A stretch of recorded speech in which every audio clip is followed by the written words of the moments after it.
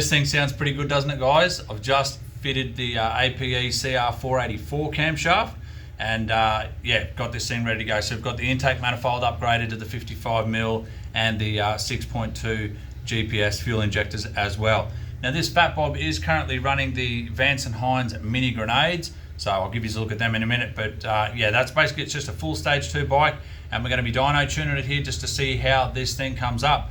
I've also got a bonus part in this video today as well, so depending on how I edit this video, you'll see what's going on. But I've also got another CR484 up on the dyno as well. That one was installed and originally tuned at a Brisbane dealership, and the customer was left a little bit underwhelmed of the numbers that it produced on the dyno, and the rideability wasn't there either. He had some lean spots and just was not happy with it. So he's got in contact with me and brought it up to me, and I've ironed it out and got some awesome results for him. So we'll be checking that one out as well in this video. So stay tuned for that, depending on how I edit it, but it's all going to be in this video, so stay tuned. Let's dive into this one now, and we'll see what this thing makes.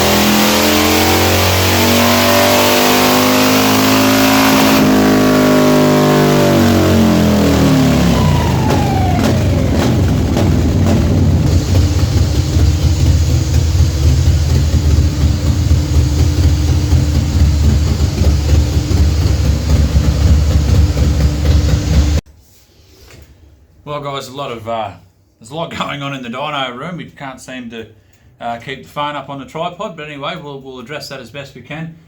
This base file I've got is pretty close. I mean, it's very spot on. I'll give you a look here, and then we're going to go through it. This filter on here is definitely costing us some horsepower, but at the moment, let me get this up here so you can see. Oh, hang on, ignore the name on there, that's not right. Let me just clear this up really quickly. Get rid of that. All right, ignore that. Okay, so we are making 120 horsepower and 127 foot-pounds of torque. Now that is a gorge. If we just look at this as a single graph, that is beautiful. Have a look at that, guys. Still got to trim up this fuel a bit here, so you can see we're not too bad. We're very fat off the bottom, which is okay. That's just at full noise when we give it the gas right down there at 2 grand. We want a nice little bit of, or we want all that enrichment in there. Probably not that much, but that is not bad nonetheless. A little bit lean here, probably what's, might lift that slightly, but otherwise pretty good nonetheless. Very happy. But what we're going to do now, if I can keep the phone up, or keep it from falling over, we're going to just pull this air filter off, and we'll see just how much restriction is in this filter. So at the moment we're making 120 and 127 up there. Let's pull this off and give it a run and just see what we come up with.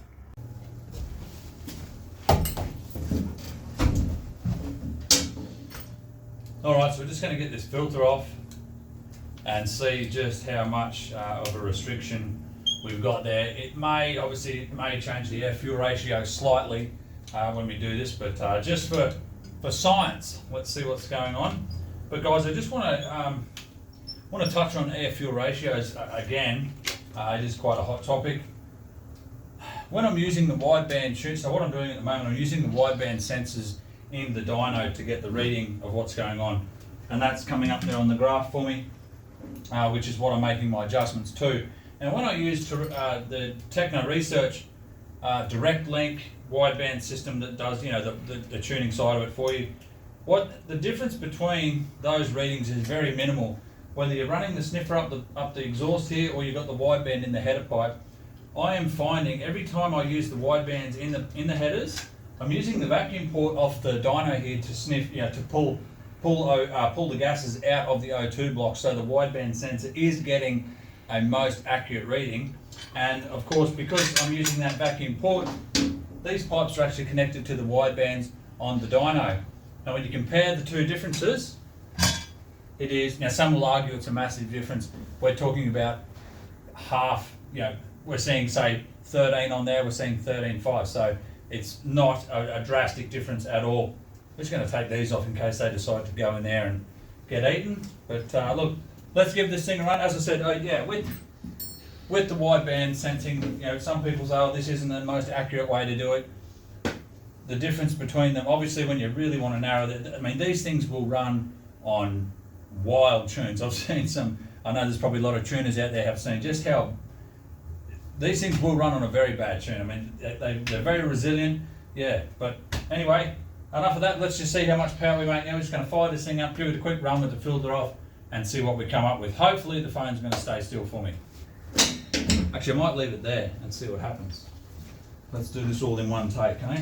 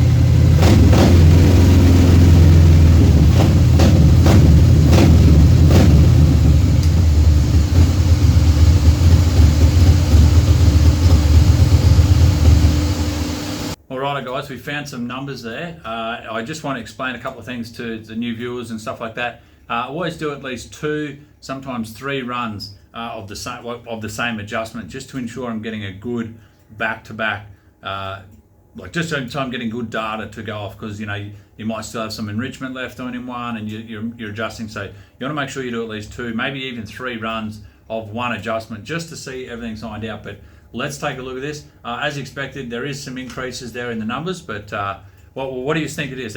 Put it in the comments. How much do you think we just picked up just by taking that air filter off? And we'll find out now. Here we are, guys. 5 horsepower. So we're at 120 and 127. we're now 125 and 129. Now, if we look at that as a single graph, that is a great looking torque curve. I mean, for these little 2x2s, as a 114 with that cam, that is just a gorgeous torque curve, if I'm honest. Like, can't get much better than that. The fuel did change slightly. It did lean off a bit. You can see on the red there, it did lean up a bit. You know, it was obviously getting a little bit more air. But other than that, guys, yeah, we are very, very happy with that. I will put this filter back on. Obviously, guys, we're not going to ride around without the filter on, but I don't know. Look, 5 horsepower, that's substantial. I just don't know if it's worth spending the extra money on this application just to find those numbers. So I'll definitely let the customer know what went on there. I'll show him this printout and give it to him like that. If he wants to spend the extra money on the bigger filter, that's fine. If not, you know, no big deal. You could obviously, that when you go up in cubic inches, the engine's really cycling and moving some air. You really want to ensure you are very, very low or non-restrictive as possible, getting the air in and out. Well, guys, I'm going to finish tuning this one up and get it sorted. I don't think I could muck around and squeeze a little bit more out of it, maybe get 126, 127, something like that. I doubt it. I'd love to see it go 125, 130. But pretty much done for this one here, guys. Alrighty, guys, behind me I have this Road King. Now this one has just had the CR484 cam kit from APE fitted. Now it was fitted at a Brisbane Harley dealer and tuned up there as well. Unfortunately, the customer's been left a little disheartened on the power figures, the output, the total numbers. What I'm going to do, unfortunately too, it is running direct link tuning, which is great.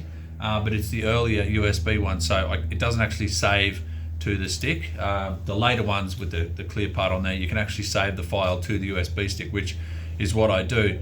Now I could ring the dealer, get the tune, muck around, but it's just too much time. I'm better off just starting from scratch. But what I will do before I start from scratch is just baseline this thing on this dyno just to see how much it's making here. Then I'll go ahead and do all the tuning process and we'll see what we end up with in the end. So let's get into this one.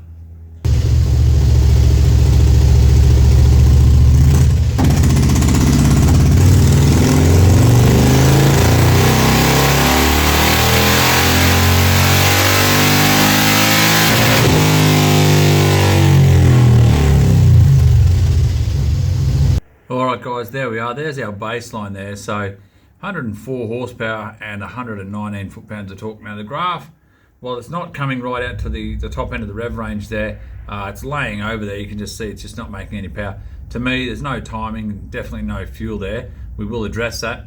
A bit of a sag there between 2.5 and 3,000 RPM. Going to see what we can do with that. I do believe that's going to be part of the pipes that's going to be doing that, but I'm definitely, like you can just see from sort of 3,700, it's just laying over there.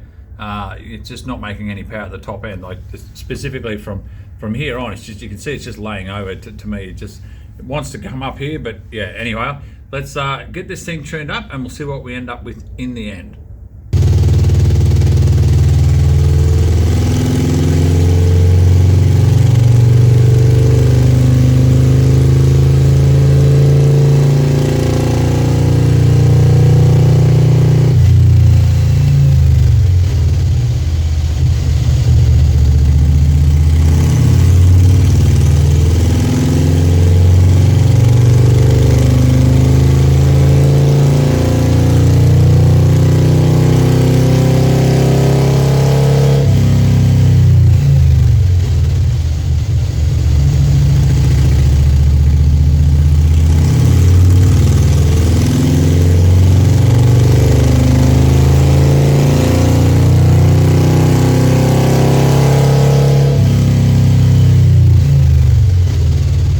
Probably just seen, depending on how I edit this video, is the bike, rolling on the throttle, bringing up the RPM, letting off, rolling back on, back off. What I'm going to do, I'm going to go through the tuning process of what's going on and try and explain it the best I can. So let's go.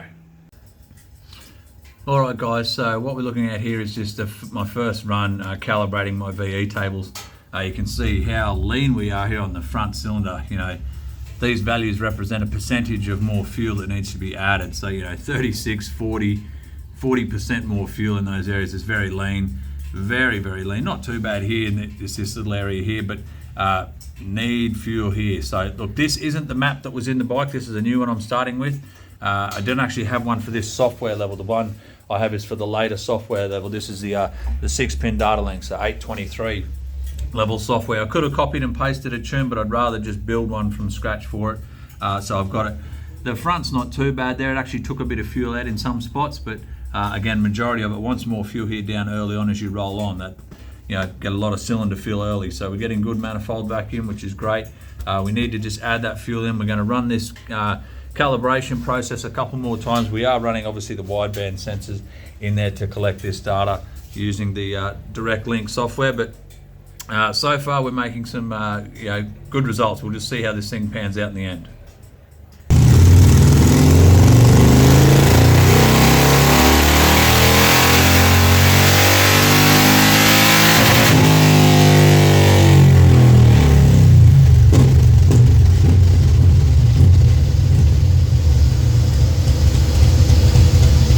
Rightio guys, so I'm all done here on the tune and we've picked up some numbers as expected and tidied the tune up.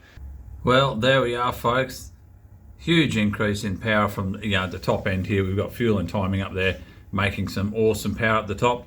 And we were able to lift it up out of the bottom here. You can see we made, let's just have a look there, sort of big section there. So we were 97 foot-pounds it was, and now it's 111. So a good increase there at 3,000 RPM.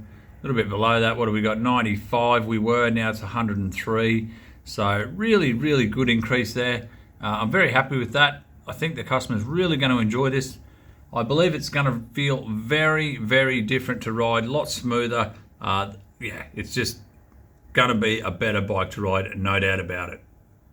All right guys, well I hope you enjoyed both of these bikes up here on the dyno today. I hope you enjoyed today's video. If you did, give it a like and subscribe if you haven't. Share it around with your friends, drop any comments. I try and get back to them as quick as possible. I do read all of them. Sometimes I can't, sometimes I get lost and miss them in the comment section there. But guys, any questions, drop them there. Again, I'm trying to do as much as I can here for you guys on the upload status. This is YouTube, right? I don't have a sound guy, a video guy, an editor. I've got nothing. It's just me, and I've got zero spare time, guys. I'm busy at work. I'm busy at home. Full-time mechanic. It's just full on. So I appreciate your patience. Thanks for watching, and I'll see you next time.